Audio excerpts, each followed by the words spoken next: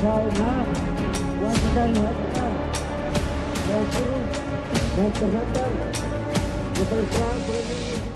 Eksekusi sebanyak 19 rumah di Kabupaten Pindrang, Sulawesi Selatan oleh tim eksekusi Pengadilan Negeri Pindrang siang tadi berlangsung ricuh. Puluhan warga memblokade jalan dan jembatan masuk ke Desa Maroneng, Kecamatan Duampanua, Kabupaten Pindrang. Karena situasi yang makin tak kondusif, pihak Polres Pindrang bersama Brimob Parepare terpaksa melakukan tindakan tegas dengan menerobos blokade warga. Petugas melepas tembakan gas air mata dan water cannon untuk membubarkan warga.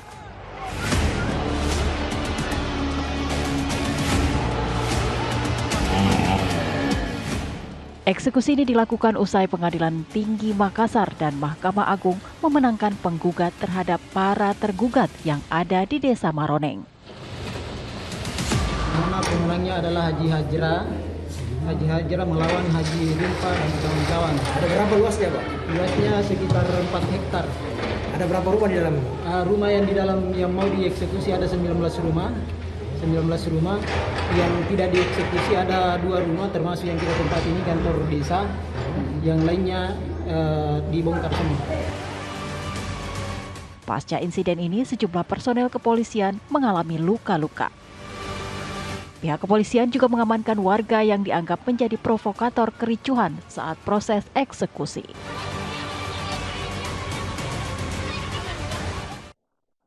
Assalamualaikum pemirsa, bagaimana kabar Anda? Semoga sehat dan selalu bahagia. Sebelum kita mulai aktivitas hari ini, kita update dulu yuk seputar informasi menarik agar pagi Anda lebih berisi. Bersama saya Erlang Purbaya, ini dia Cakrawala selengkapnya.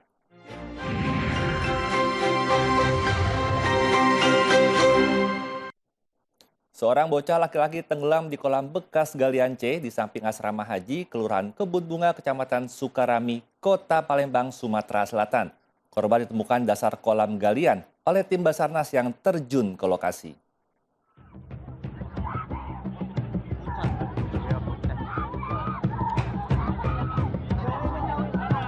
Jerit dan tangis keluarga korban pecah saat bocah laki-laki yang masih berusia 12 tahun berhasil ditemukan tim Basarnas TNI di dasar kolam bekas galian C di samping asrama haji Kelurahan Kebun Bunga, Kecamatan Sukarami, Kota Palembang, Sumatera Selatan.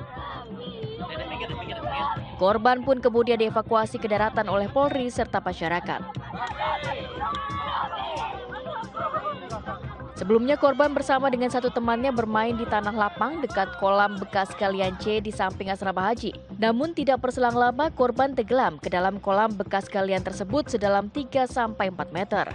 Lebih kurang 1 jam setelah melakukan penyelaman, korban berhasil ditemukan di dasar kolam galian C dan langsung dievakuasi ke rumah sakit untuk mendapatkan pertolongan, namun akhirnya korban dinyatakan meninggal dunia. Ketika sampai di lokasi kita langsung melaksanakan pencarian. Pencarian kita lakukan dengan penyelaman. Berdasarkan informasi dari teman-teman yang melaksanakan penyelaman, kedalaman kurang lebih 3-4 meter. Jadi ya. Korban ditemukan di dasar? Korban ditemukan di dasar. Teman dari PMI dan medis sempat melaksanakan pertolongan pertama. Kemudian adik tersebut kita bawa ke rumah sakit. Seusai proses di rumah sakit selesai, lalu jenazah korban dibawa ke rumah duka untuk dimakamkan. Presiden Joko Widodo mengajak sejumlah pegiat seni dan influencer berkunjung ke Ibu Kota Nusantara di Kabupaten Penajam Pasir Utara, Kalimantan Timur untuk melihat perkembangan pembangunan di IKN. Para penggiat seni dan influencer mengapresiasi pembangunan Ibu Kota Nusantara serta visi Go Green dan teknologi yang diterapkan di IKN.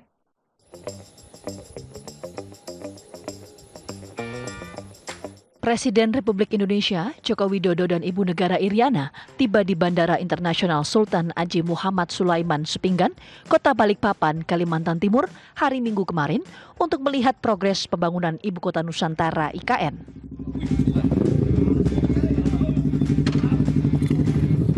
Setibanya di Kalimantan, Presiden Joko Widodo mengajak Raffi Ahmad, Atta Halilintar, Irwan Syah, dan sejumlah artis atau penggiat seni serta influencer lainnya. dan didampingi oleh Menteri PUPR sekaligus PLT Kepala Otorita Ibu Kota Nusantara Basuki Hadi Mulyono dan Wakil Menteri ATR sekaligus PLT Wakil Kepala Otorita IKN Raja Juli Antoni untuk mencoba langsung jalan tol menuju Ibu Kota Nusantara menggunakan sepeda motor. Jalan tol yang merupakan infrastruktur pendukung IKN ini nantinya akan menjadi jalur terdekat dari Balikpapan menuju Ibu Kota Nusantara sehingga dapat memangkas waktu tempuh dari 2,5 jam menjadi 1,5 jam. Presiden Joko Widodo menegaskan bahwa meski masih dalam proses pembangunan, jalan tol tersebut dalam kondisi baik untuk dilewati kendaraan bermotor. Saya mengajak beliau-beliau ini semuanya naik motor, merasakan jalan tol menuju IKN. Meskipun belum selesai, tetapi alhamdulillah tadi lancar dan mulus.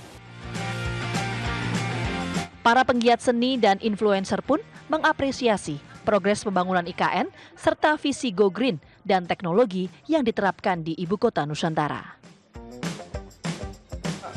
IKN itu bisa jadi sesuatu yang mungkin 10-20 tahun lagi kita banggakan gitu. Kayak Indonesia punya IKN nih, keren banget gitu kan. Ya, prospek ke depannya udah kelihatan. Masa depannya bagus. Iya. Seru banget begitu nyampe di IKN. Kayak masuk Wah, dunia lain. Keren banget, aku nggak nyangka progresnya udah sampai tahap ini. Benar-benar udah kelihatan kemegahannya. Arsitekturnya keren banget. Arsitekturnya keren, terus alamnya juga cantik. Terus apanya lagi tadi ya yang bikin aku danaunya juga itu bagus banget. Dan ya istananya juga megah banget, futuristik tapi tetap culture dan heritage Indonesia itu tetap dipertahankan. Ini kita lihat langsung dan Masya Allah keren banget tempatnya. Istananya juga bagus unik banget ya. Gitu ya, unik banget yang menurutku instagramable banget. Jadi kalau kesini itu kayak pengen foto aja gitu sama istana. Tapi aku sendiri sudah melihat secara mata, kepala, hati, ngelihat wah ini kalau dijadi Masya Allah ini benar-benar merinding. Jadi apa tadi Pak Jokowi bilang ini yang zero, jadi nggak ada polusi sama sekali, green, apa ya, untuk menjalankan satu pemerintahan, untuk kepala negara beserta jajarannya ada di sini, ini merupakan satu prestisius juga. Kalau bisa tamu-tamu luar negeri datang ke Indonesia, tahu bahwa Indonesia itu benar-benar indah sekali. Usai meninjau sejumlah progres pembangunan IKN, Presiden Joko Widodo didampingi oleh Ibu Negara Iriana Joko Widodo mengajak para penggiat seni dan influencer makan malam bersama di kawasan glamping IKN pada Minggu malam. Beragam menu makanan disajikan, diantaranya yaitu nasi goreng, kambing guling, bakso, mie ayam, mie godok, sushi, hingga burger. Ratusan orang menggelar aksi unjuk rasa sebagai bentuk keprihatinan atas putusan bebas Ronald Tanur dalam kasus penganiayaan dan pembunuhan yang menewaskan Dini Sera Afrianti. Masa menuntut Majelis Hakim PN Surabaya memimpin sidang untuk diperiksa. Ratusan orang yang terdiri dari gabungan LBH se-Jawa Timur bersama elemen buruh menggelar aksi keprihatinan di depan Gedung Pengadilan Negeri Surabaya atas putusan bebas terhadap terdakwa Ronald Tanur. Dengan membawa spanduk dan poster, mereka melakukan orasi, mendesak para majelis hakim pemutus bebas terdakwa kasus pembunuhan tersebut untuk dicopot dan diperiksa. Massa juga melakukan aksi tabur bunga sebagai simbol matinya keadilan, serta penggalangan uang receh untuk diberikan kepada majelis hakim yang dipimpin oleh Erin Tuah Damani. Aksi ini mendapatkan pengawalan ketat dari aparat kepolisian Polrestabes Surabaya. Unjuk rasa yang digelar tepat di depan Gedung Pengadilan Negeri Surabaya menimbulkan kemacetan arus lalu lintas di Jalan Raya Arjuna, Surabaya. Komisi 3 DPR RI menerima audiensi keluarga Dini Sera Afrianti, korban penganiayaan dengan terdakwa Gregorius Ronald Tanur. Pihak keluarga memperlihatkan bukti kematian korban disertai foto bekas lindasan ban mobil. Rapat dengar pendapat digelar Komisi 3 DPR RI bersama keluarga korban penganiayaan yang berujung tewasnya Dini Sera Afrianti. Orang tua dan kakak Dini didampingi kuasa hukumnya mengikuti RDP sambil membawa sejumlah bukti yang telah dikumpulkan. Pada saat saya hadir sudah ditanyakan apakah ada kandungan alkohol di dalam tubuh korban. Ada. Apakah itu menyebabkan kematian? Ahli forensik mengatakan tidak menyebabkan kematian. Yang menyebabkan kematian adalah pendarahan hebat di perut, dada, dan hati. Jadi itu, terus Bapak mohon izin jika dikatakan tadi apakah bukti dari yang menyebabkan kekerasan benda tumpul di bagian lengan korban itu ada bekas ban dari mobil kendaraan tersangka. Ini Bapak. Ini ada bekas ban. Ya. Ya. Jadi itu Pak. Bisa di ini ya, nggak ada PDF-nya ya? Ada Bapak. Terima kasih. Ini ditampilkan aja. Wakil Ketua Komisi 3 DPR RI Ahmad Sahroni menilai ada keanehan kenapa hakim bisa menyebut kematian korban karena alkohol.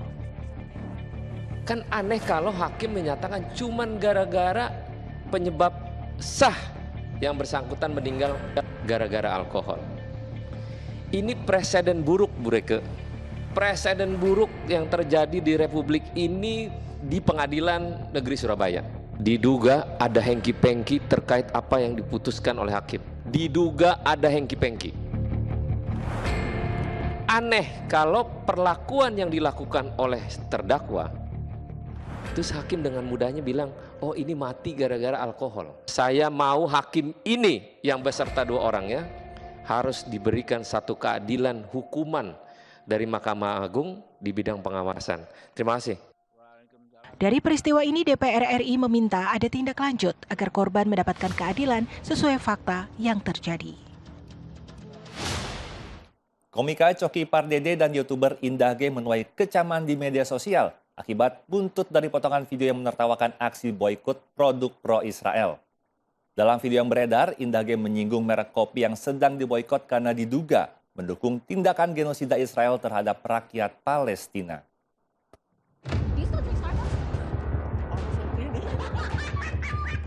Inilah aksi Indah G dan Coki Pardede ketika membahas salah satu brand kopi ternama yang hingga saat ini masuk dalam produk yang diboikot lantaran dianggap terafiliasi dengan Zionis Israel. Indah G nampak begitu tertawa lebar saat Coki mengaku dirinya hampir setiap hari minum kopi merek tersebut.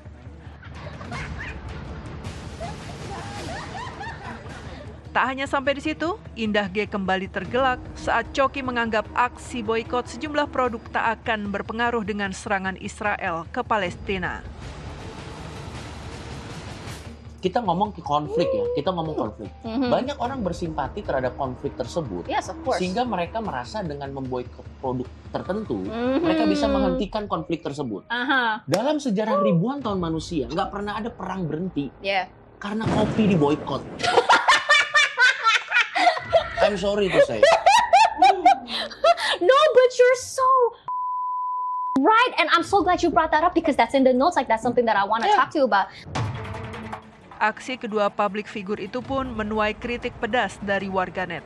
Tak sedikit yang menganggap Indah G dan Coki tak memiliki empati atas nasib bangsa Palestina yang kini masih di bawah serangan Israel. Terlebih dalam podcastnya, Indah G nampak selalu terpingkal-pingkal setiap Coki Pardede menanggapi pertanyaannya terkait aksi boikot terhadap sejumlah produk yang dianggap terafiliasi Israel. Hingga saat ini, negara Palestina masih terus dibombardir rudal milik Zionis Israel. Lebih dari 40.000 warga Palestina tewas akibat serangan tersebut. Aksi brutal Israel bahkan meluas hingga menyerang kamp pengungsian, rumah sakit, hingga sekolah. Sedot lemak memang sudah lama menjadi jalan pintas seseorang untuk menghilangkan lemak di bagian tubuh. Tapi tahukah Anda kalau sedot lemak bisa mengakibatkan kematian?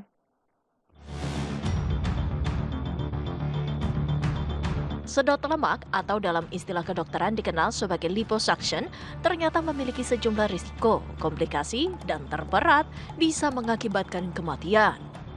Ada sejumlah penyebab mengapa tindakan medis liposuction atau sedot lemak bisa berakibat pada kematian.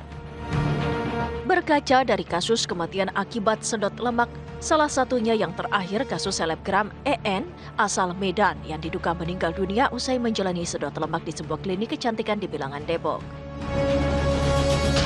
Tersering itu adalah emboli lemak, Mbak. Artinya lemak yang disedot kan itu dipecahkan, ya itu bisa masuk ke dalam pembuluh darah. Tapi ini biasanya dengan bius yang sekarang ini dengan tumbusan anestesi, artinya cairan biusnya juga mengecilkan pembuluh darah, itu lebih jarang terjadi. Yang kedua itu bisa terjadi perforasi organ atau struktur yang di dalam tubuh kita. Misalnya kalau di perut tuh resiko bisa menusuk perut, tembus ke usus dan lain-lain. Kemudian di lengan atau daerah lain itu bisa mengenai pembuluh darah atau apa ya yang lainnya.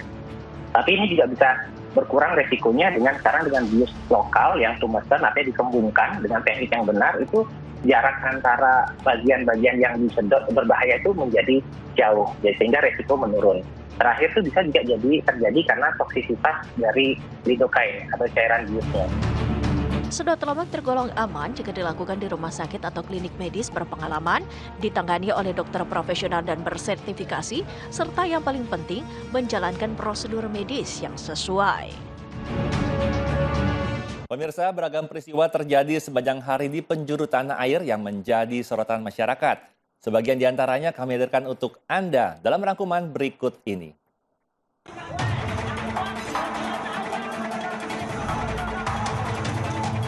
Si jago merah mengamuk di permukiman padat Jalan Pademangan Barat, Jakarta Utara.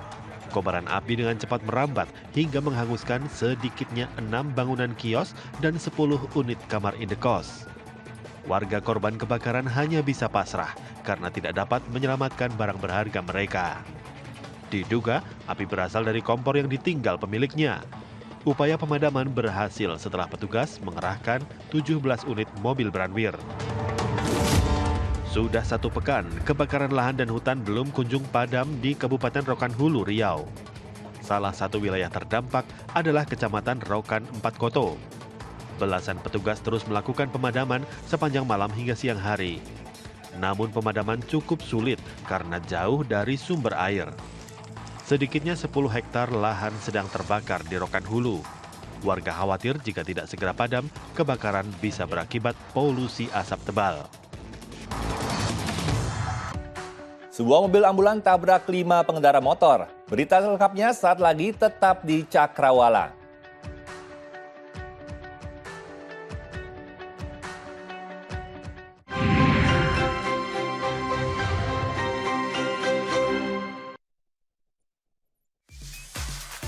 Halo semuanya, saya Vero Walando sebagai Zidane. Nama aku Nabila Zafira sebagai Aini.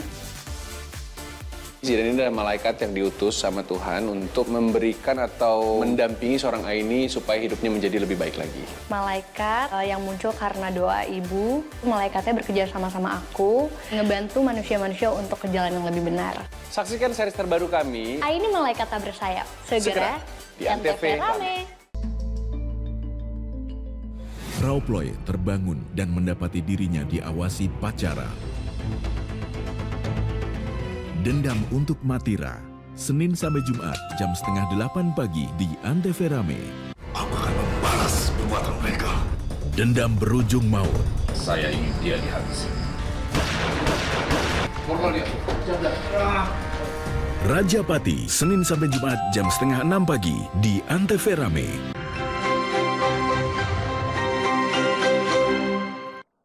Terima kasih Anda masih setia menyaksikan Cakrawala bersama saya Erlang Purbaya.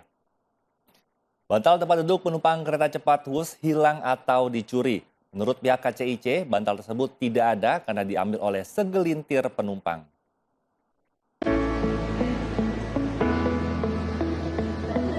Bantal tempat duduk atau bantal pada sandaran kursi penumpang di kereta kelas premium ekonomi di rangkaian kereta cepat atau Wush ternyata banyak yang hilang.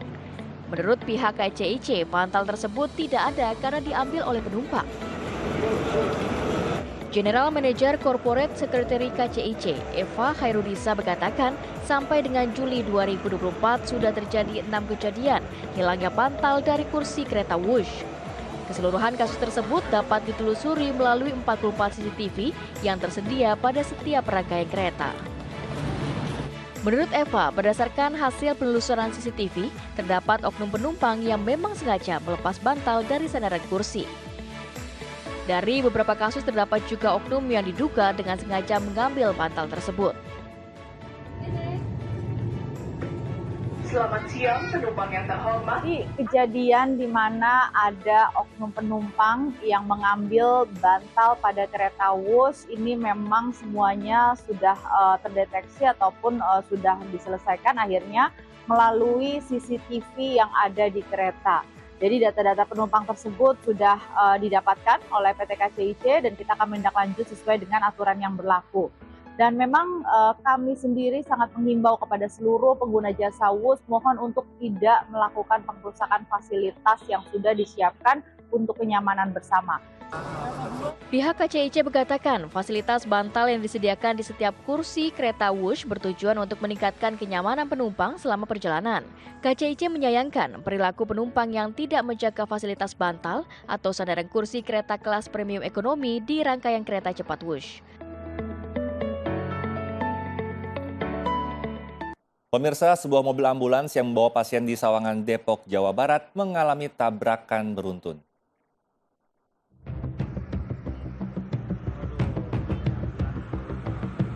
Kecelakaan di Jalan Muhtar Sawangan, Depok ini membuat 5 sepeda motor ringsek. Sedangkan para korban langsung dibawa ke rumah sakit akibat menderita luka-luka. Warga sekitar mengatakan kecelakaan bermula ketika seorang pengendara melaju kencang dari arah berlawanan dan hendak menyalip sebuah truk. Namun karena jaraknya terlalu dekat dengan ambulans, membuat ambulans banting setir hingga menabrak 5 pengendara sepeda motor di depannya. Untuk mengetahui pasti penyebab kecelakaan, polisi memeriksa sejumlah saksi. Saat ini, para korban dari pemotor masih menjalani perawatan intensif di rumah sakit. Kita ke berita olahraga. Pemirsa, kabar baik datang dari Timnas Indonesia U19. Pasukan Garuda Muda berhasil merebut kembali Piala AFF U19 usai menaklukkan Thailand di laga final.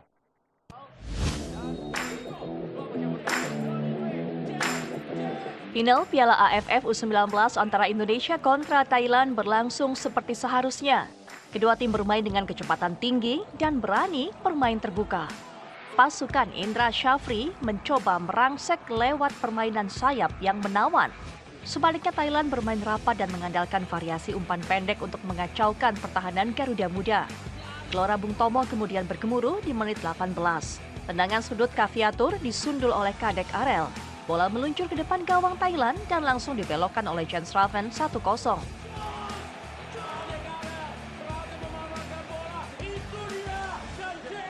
Thailand berusaha membalas tapi tiang gawang ikut membantu gawang Indonesia aman. Di babak kedua, intensitas pertandingan semakin tinggi. Kaviatur dan Welber bahkan harus keluar lapangan karena cedera. Thailand terus mengurung pertahanan Indonesia Muda, namun Iqbal dan kawan-kawan mampu bermain solid di waktu tersisa. Skor tak berubah hingga laga usai, Indonesia juara Piala AFF U19.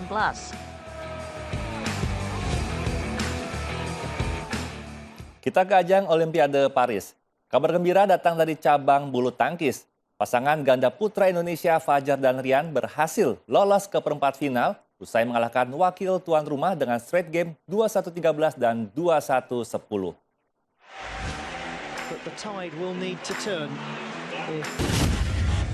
Di tunggal putri, Gregoria Mariska meraih kemenangan pertamanya di fase grup. Georgie mengalahkan wakil Ukraina, Polina Buhrova, 2 set langsung, 21-10 dan 21-15. Pertandingan hari ini, puji Tuhan lancar, bisa menang 2 game langsung melawan Ukraina, tapi ada beberapa catatan yang harus diperbaiki untuk game selanjutnya sih, karena tadi masih cukup menyesuaikan dengan kondisi lapangan. Di sektor ganda campuran, tanpa terduga, pasangan kehilangan wakilnya di nomor ganda campuran.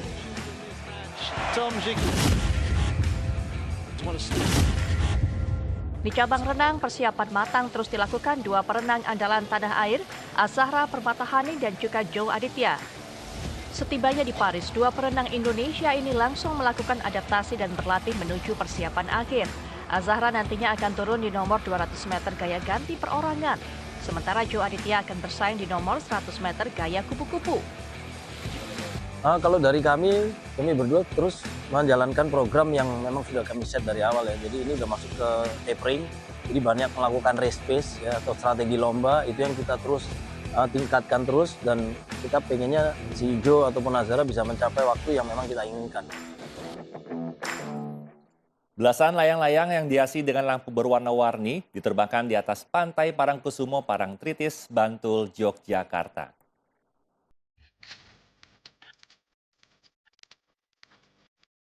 Langit di pantai Parangkusumo, Parangtritis, Bantul, Yogyakarta Sabtu malam terlihat sangat indah dengan adanya belasan layang-layang yang diterbangkan pada malam hari. Belasan layang-layang yang diterbangkan dengan dihiasi lampu berwarna-warni. Suasana malam di pantai Parangkusumo, Parangtritis, Bantul, Yogyakarta menjadi sangat meriah. Aneka macam bentuk layang-layang yang dihiasi lampu berwarna-warni melenggak-lenggok di udara. Sebagian besar layang-layang berbentuk satwa laut, diantaranya ikan laut, ikan pari, cumi-cumi, dan jenis ikan lainnya. Layang-layang malam ini merupakan eksepsi layang-layang malam dalam rangka Festival Layang-Layang Internasional di Yogyakarta. Acara ini diikuti pelayang dari berbagai daerah di Indonesia serta dari beberapa peserta luar negeri. Puncak festival akan digelar Minggu sore dengan penerbangan layang-layang naga. Seorang pelayang dari Surabaya mengaku menerbangkan layang-layang pada malam hari sedikit menemui kendala karena suasananya yang gelap. Namun menerbangkan layang-layang pada malam hari sangat mengasyikkan karena menghasilkan pemandangan yang indah di udara. Bagaimana kesannya? Bagus. Bagus banget ya. Apa yang paling menarik, yang paling berkesan? Keindahannya ya Pak ya, soalnya udah bersama lampu-lampunya jadi indah banget ya Pak, apalagi di pinggir pantai seperti ini, jadi jarang banget lihat layang-layang di pinggir pantai. Pada malam hari? Pada malam hari. Festival Layang-Layang Internasional di Yogyakarta ini digelar secara rutin setiap tahun. Kegiatan ini digelar untuk meningkatkan kunjungan wisata di pantai selatan Yogyakarta. Pemirsa, bagi Anda yang ingin menikmati waktu libur weekend di wilayah Bogor bersama keluarga, ada referensi bisa menarik dengan berbagai aktivitas di alam bebas dan tentunya sambil beredukasi. Berita ini sekaligus menutup perjumpaan kita pagi ini. Saya Alam Purbaya dan segenap kru bertugas pamit undur diri. Tetap semangat, sampai jumpa dan wassalamualaikum. Memang dikenal dengan kekayaan alamnya yang luar biasa. Berbagai macam jenis wisata tersaji di wilayah ini. Salah satunya seperti wisata alam Donis Farm, sebuah ekowisata yang menggabungkan antara wisata dan juga edukasi. Berlokasi di area kaki Gunung Salak, Kecamatan Cijeruk, Kabupaten Bogor, Donis Farm berada di area pedesaan yang menyajikan panorama alam yang cukup menyegarkan mata. Berbagai aktivitas seperti outbound, trekking, camping ground, wisata edukasi, hingga karakter building hingga observation bird watching dapat dilakukan di sini untuk menambah pengalaman para pengunjung. Favorit kami dari sini di dalam ada enjoying farm, kemudian bisa juga trekking yang full untuk ke arah atas nih, jalan ke atas sana ke arah Gunung Salak, dan di ujungnya adalah Curug. Jadi insya Allah mencoba menyajikan kepada teman-teman, sanak keluarga, saudara yang dari kota, yuk kita kembali ke kampung, merasakan suasana kampung, menikmati alam apa adanya, tidak di-create sama kita, ya sekaligus dengan tadabbur alam. Dan di kesempatan kali ini, tim ANTV berkesempatan langsung menikmati fasilitas trekking dengan jarak 8 km. Diawali dengan menikmati hidangan khas pedesaan, mulai dari singkong rebus dan juga teh hangat, perjalanan dimulai dengan melewati hamparan perkebunan durian. Tak jauh dari perkebunan durian, pengunjung pun langsung disambut dengan panorama alam yang cukup menyegarkan mata. Tak cukup sampai di situ, ternyata di wisata ini juga terdapat air terjun loh, meski tak sebesar air terjun yang biasa kita lihat. Sayangnya debit airnya saat ini sedang menurun. Usai melewati air terjun, kini giliran kita belajar berkebun. Mulai dari kebun kacang kedelai, singkong, jambu kristal bisa langsung kita nikmati. Tapi kalau semuanya sudah berbuah ya. Nah, yang paling menarik ialah memerah susu sapi langsung dari sapinya, yang tentu jadi pengalaman tak terlupakan. Nah, pemirsa, selain kita bisa menikmati wisata alam, di sini juga kita bisa merasakan langsung, yaitu memerah susu sapi langsung dari sapinya. Setelah lelah melakukan perjalanan dengan berbagai pengalaman, sebagai penutup, pihak Donis Farm juga memberikan jamuan makan loh, yang tentu dengan lauk pauk khas orang Sunda. Nah, sebagai penutup perjalanan kita di Donis Farm ini, ternyata kita juga dapat sajian, yaitu menu makan yang istilahnya ini adalah Kasundaan ya, Kasundaan. Ngariung lah kita bareng-bareng, ngeliwet makanan khas Sunda. Begitu, Aziz Aryat dan juga Victor Ardiansa melaporkan dari Bogor, Jawa Barat.